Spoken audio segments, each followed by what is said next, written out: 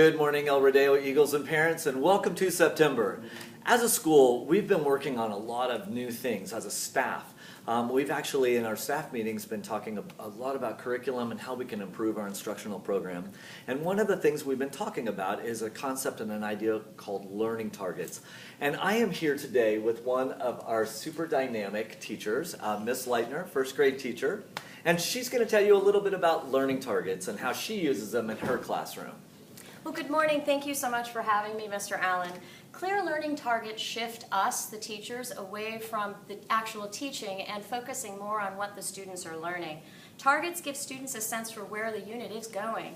Each day when I plan my lesson, I'm thinking about what it is that I want to teach, and then I zero in specifically on the skill or the knowledge that I want the students to have by the end of the lesson or the unit. A learning target can take anywhere from 5 seconds to 5 weeks, depending on the complexity of the knowledge or the skill that I want them to have, the age of the student, and its importance in the curriculum. These strips here enable me to set clear learning targets that connect back to the Common Core. As you can see on this side, this would be the learning target for the students today. Today, I can use skip counting to help me add and subtract. On the other side, this would be the Common Core standard that relates to that particular learning target. So this is what my students will see today when we cover math. I post the learning target daily for the students to see. I discuss it with them before we have the actual lesson and then review it with them afterwards. And then finally what I can do is assess their learning afterwards in a variety of ways. There are a number of benefits for clear learning targets. First and foremost, they provide a clear description of what is to be learned. They provide a clear vision for the destination of student learning, and I'll come back to that. Students are able to look at the posted learning target and remind themselves of where it is that they're going. And then finally, students can self-assess along the way. What I would hope today would be that they would be saying, well, today I'm going to learn skip counting for helping me with my addition and subtraction. The analogy that I think of when I discuss learning targets is planning a family trip to San Francisco. Most of us would get on the internet or we would read a tour guide book to plan our trip. Why would we do that? Well, so we can make the most out of our trip and avoid getting lost. Well, that's what we're trying to do with learning targets for our students. Students who know where they're going with their learning are more involved in their learning and they're more successful getting to their learning destination. So please ask your child when he or she comes home, what was your learning target today in school?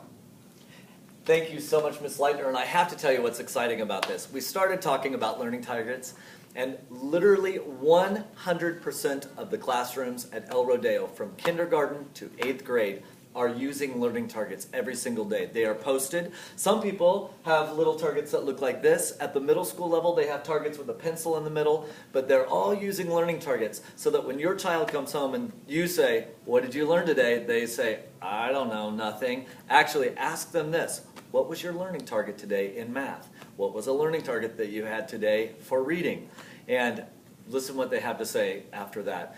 And on the other flip side of this, we've been working on one other thing that we're really trying to improve as a school, and that is really increasing the amount of homeschool communication and clarifying communication between the school and for you all as parents so that you are fully informed about what's going on.